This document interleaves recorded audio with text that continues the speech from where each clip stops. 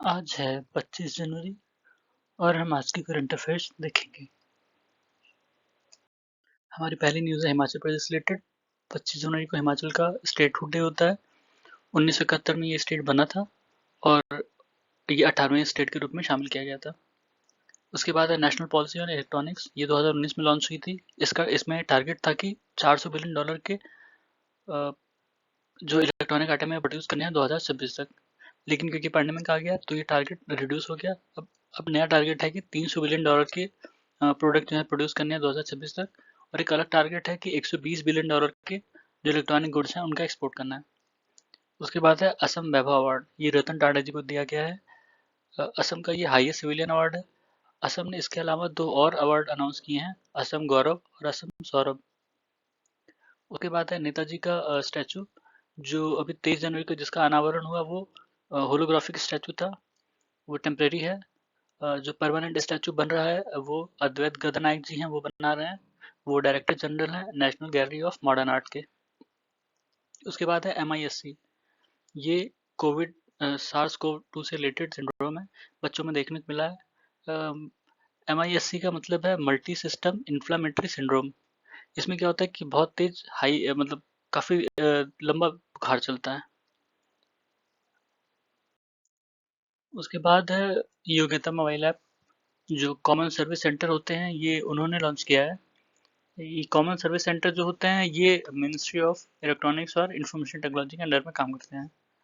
इस ऐप का उद्देश्य है कि जो गांव में यूथ हैं उनको स्किल डेवलपमेंट की अपॉर्चुनिटीज देना, मतलब अलग अलग तरह की ट्रेनिंग इंफॉर्मेशन टेक्नोलॉजी से रिलेटेड, जैसे मान लीजिए 3D प्रिंटिंग करना हो गया या और कोई स्किल हुआ वो देना, ताकि वो अपना रोजगार चला सके।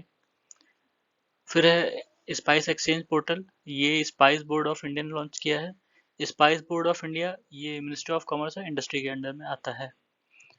इस पोर्टल का उद्देश्य है कि एक एक मीटिंग पॉइंट बनाना जहां इंडिया के जो स्पाइस एक्सपोर्टर हैं और जो स्पाइस के बायर्स हैं ऑल ओवर द वर्ल्ड, मतलब अलग अलग देशों में, वो वहाँ अपनी बात कर सकें जो भी उनका खरीदना बेचना हो। उसके बाद है ऑनलाइन स्टोरेज मैनेजमेंट। ये जो है ये जो PDS होते हैं उनके लिए बनाया गया है, ताकि जो मतलब रियल टाइम डेटा है स्टोरेज का और क्वालिटी क्वांटिटी का वो उस पे रखा जा सके, और जो इनकी PDS की एफिशिएंसी है वो बढ़ाई जा सके।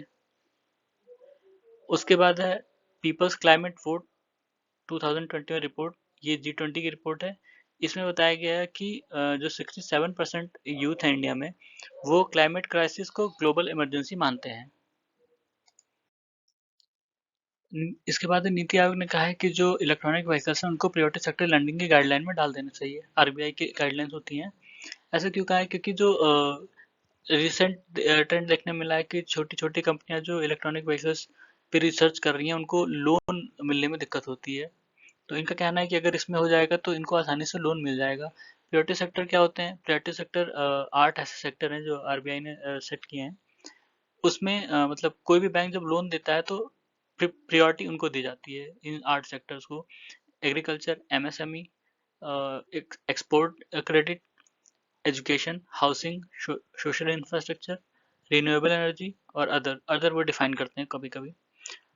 तो इसमें जो डोमेस्टिक शेड्यूल बैंक और फॉरेन बैंक होते हैं, फॉरेन बैंक जिनके 20 या 20 से ज़्यादा ब्रांचेस हैं, वो 40% तक इन प्रायोरिटी सेक्टर्स को देते हैं। मतलब अगर वो 40 रुपए लोन दे रहे हैं, 100 रुपए लोन दे रहे हैं, तो उसमें 40 रुपए इन सेक्टर्स के लिए वो पहले से रख देते हैं कि हाँ ये इन सेक्टर्स को ही जाएगा।